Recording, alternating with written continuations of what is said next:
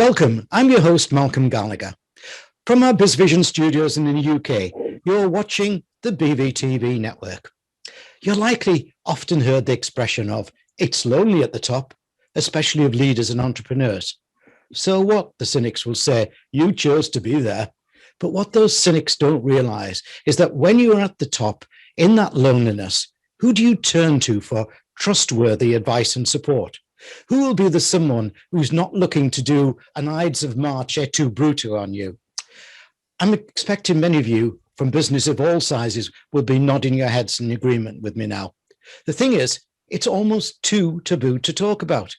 But here at BV-TV BizWise, we're casting away such old conventions. Come with me to meet someone who delivers that trustworthy support that so many need, especially with his business sounding board service. So let's say hello to Phil Fraser. Welcome, Phil.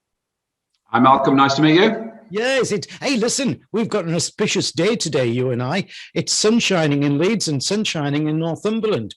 Yeah. It is indeed. It is indeed shining through the window right now. It's fantastic. It'll be raining in 10 minutes, though. Don't worry. Yeah, give over. Shh, I was going to write it in the diary. Dear diary, it's sunshine today. Look, viewers and listeners, I'll be chatting to Phil in three parts.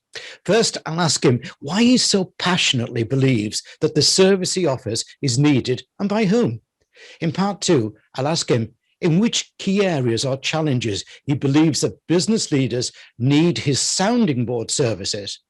And in part three, I'll ask him what he believes it takes for a business leader to take his or her business to the next level. But Phil, before we get started on my three parts, can you tell us briefly who is Phil Fraser and what you've done, including that incredible build and sellout achievement?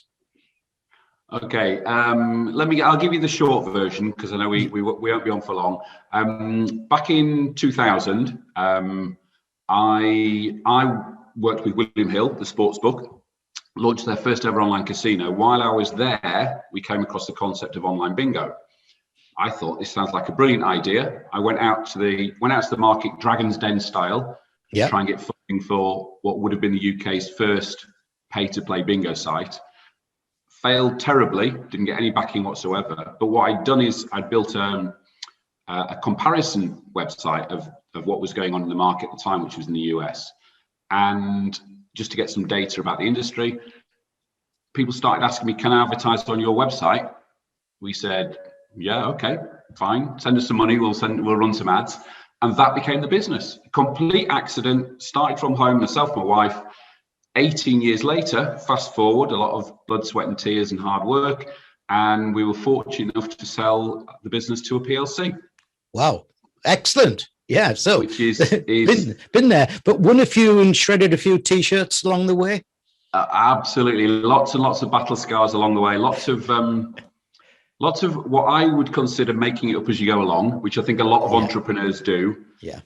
Lots of lessons learned. And hopefully what I can do now, in the role I'm doing now, is pass some of that experience on to other people who are traveling that same journey.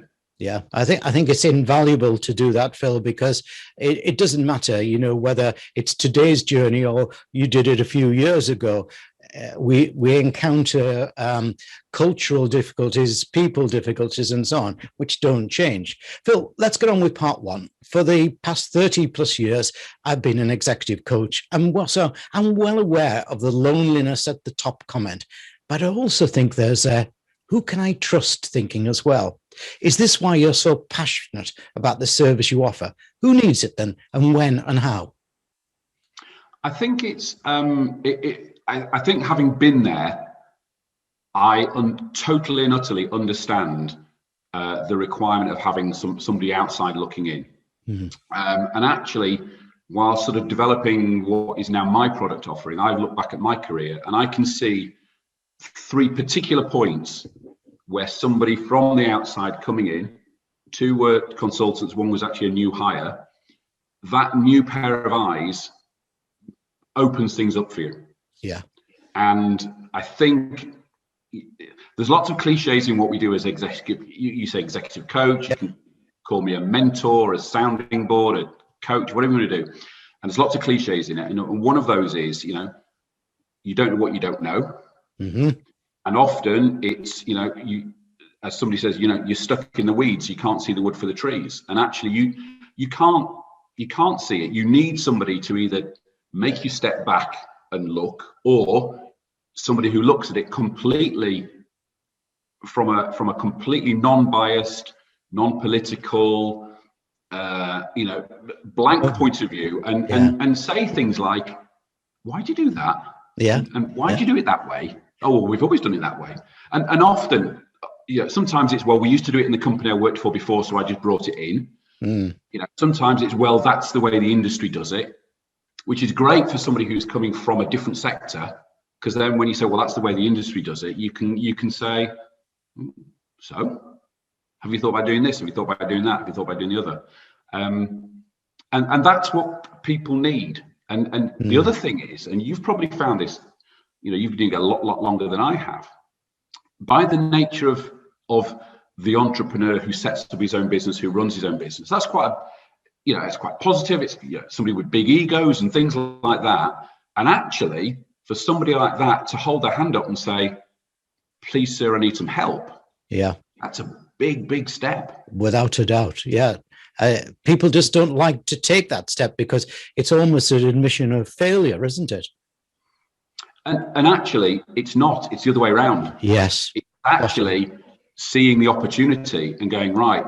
And that we've both mentioned that taking that next step. Now, that next step might be a positive, and it might be a negative. We're in trouble, whatever that trouble might be. I need some help because I've never done this before. Or we've got this great opportunity, and I don't know how to. I haven't got the experience, the skill set, the ability to take this opportunity. I need some help. So it's not necessarily a negative. There's very much a positive in there. Yeah. I mentioned that point about trustworthiness beforehand, Phil, because who can you trust? And I probably get loads of complaints where I'm about to say, can you trust your bank manager? Can you trust your accountant? And so on. They're supposedly confidential advisors, probably got their own agenda, haven't they? This is it. I mean, this is one of the important things, is actually having somebody who hasn't got an agenda. Mm-hmm. Who can say, well, that's daft. Why are you doing that? Or here's five suggestions that nobody else will have thrown at you. And I actually had a very interesting discussion on LinkedIn a couple of days ago with a very good contact of mine who happens to be an accountant. We were talking about a business coach versus a business mentor. Yeah. And he, as an accountant, said, well, what about an accountant? And I didn't want to be rude and say, well, you're trained to do the bean counting. Yeah. A bank manager is trained to sell you finance. Or say no. Or close you down. Yeah. But then you look at other potential avenues. So, and as I said, we set the business up, myself and my wife, and I know you work with your wife. Yeah. Let's be really political here, Malcolm. They're not necessarily the best person to ask advice for. Yeah. But for lots of reasons. So you've got to go, well, who can you trust? Because what you're doing as a business owner, looking for external advice, is saying, look, here's everything. What do you think? Yeah. And that's quite tough. So then you go, okay, well, who's in the market? Who's out there? And then you've either got people who've read a coaching book or been on a coaching course, or no names, but bought a coaching franchise and then Okay. How can somebody and they have their place, and I'm not being horrible about them all, but at the end of the day, if they haven't necessarily been through the same battles that maybe you or I have been. Can I call them sleepless? How can you advise? Can I call them sleepless nights then, Phil? Yes. Yeah. I'll give you an example of a sleepless night. When we first started the business, all of our business was in the US, and at the time the US was a legally grey area. It wasn't legal. Yeah, it wasn't illegal. I remember. Yes. I think it's Friday, November the 10th, 2006. Okay, so this is how much it scarred me. Right. On a Friday night, the US brought out what was called the Unlawful Internet Gaming Enforcement Act. Wiped out our business, wiped out 80% of our business on a Friday night. We spent the weekend, myself and my wife, debating which member of staff to get rid of on the Monday morning. In the end, we didn't. But unless you've been there, and had to, not necessarily had to do that, but have had those sleepless nights things, realistically, how can you advise somebody? Yes, I quite agree. I mean, I've had mine, and I've still got the scar right in the center here, there, and so has my wife. And until you've done that, what you get from these supposedly advisors outside there, is throw in the towel. Well, I'm sorry, when you've put your heart into something, and when you put, the last piggy bank from the kids' money into it as well, Phil, let's move to part 2. I'd like to remind viewers and listeners of your URL, your website, before we move to. Now, obviously, viewers, you can read it behind me, but for listeners, I'll spell it out. It's philfraser.co.uk. Let me spell that. PHIL for Phil, and Fraser is FRASER, philfraser.co.uk. It's a lively site and well worth a good look around, including clicking on the Nous of Fraser tab. I mean, I suppose that's not a very good French pronunciation, but I like the Geordie call of it. Nous of Fraser tab. Phil, time for part 2. I like your sounding board concept. I'm guessing, though, that there are many different personalities that you have to support. Now, some may take longer to give their trust. For example, that's been my experience. But let's get them thinking. In which key areas or challenges do you believe that business leaders need your sounding board services? I think when it comes down to it, it is at those points in your business journey when you make a step change. Now, that step change could be lots and lots of different things. And I've been through it. The step change from working from home to taking on staff and an office, that was possibly the scariest thing I ever did. Because you've never done it before. Working on your own, if it's a bad month, you don't pay yourself. If it's a good month, you do. Once you take people on as staff, you're responsible for their rent, their mortgage, their kids, the food on the table. It's a big responsibility. It's a step change. When you get to that point where, from an expansion point of view, yes, you take on staff who fill gaps that you can't do. The next step change tends to be when you have to replicate yourself. And again, it's a big step change. But then you've got strategic step changes, like maybe buying a competitor, or maybe merging with a competitor, or maybe selling the business. Yeah. And all those sort of things that, as I say, step changes are the things where people often get to that point of go, right, I need some help here. Yeah. Yeah, I'll just interrupt you there, because one guy I was interviewing yesterday who got a book about agency client relationships. He was telling me a similar story. He was about to buy a competitive advertising agency, and he just went ahead with his own thinking about it. I know about the business and everything. And just as he was putting the ink onto the contract, he realized it's not right, the culture's not right with them.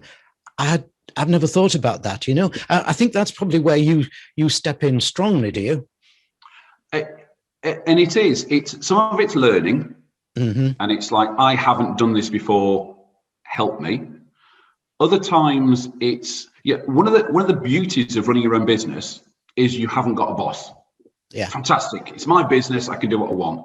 And that's actually a downside as well, because when you've got nobody to answer to, you go, well, I actually don't want to do that task. It's, it's horrible, it's nasty, it's going to be painful, whatever it might be. So you're not accountable to anybody, and you don't do it. So actually something like, I've used the term business coach, business mentor, sounding board. If you've got somebody there just saying, last time we met, you said you were going to do X, Y, Z. Did you do it? That helps, and it puts that accountability in place. The other side of it is, and I found this fascinating, was one of my clients, much bigger company than my company ever got, and she was asking me approval for doing stuff. Phil, I'm going to do this. Do you think that's okay? It's your company. You can do whatever you want. But so one side is accountability, one side is approval. Then you've got the learning of not knowing what you're doing. Yeah. And I think it's also, and I think what we haven't got to yet and you might have found it, but I've not found it yet in the coaching industry or sector, is that the Americans are everybody's got a mentor, everybody's got a coach. It's standard. You set up a business, you get an accountant, you get a lawyer, you get some office. Yeah. We don't do that in the UK. It's not default yet.